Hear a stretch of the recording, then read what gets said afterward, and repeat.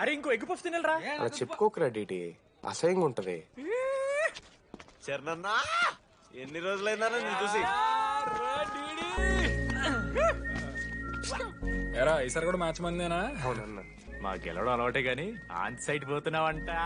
రేయ్ రేయ్ నేను పోయేది బెంగళూరు రా. స్టేట్ దాటే ఆన్ సైటే కదన్నా. ఎప్పుడన్నా జాయినింగ్? ఇంకో 3 days ఉందిరా. అలా మీతో పీస్ఫుల్ గడిపెళ్దామని వచ్చాను రా. లడ్డు కూడా ఎలా అన్నాడు?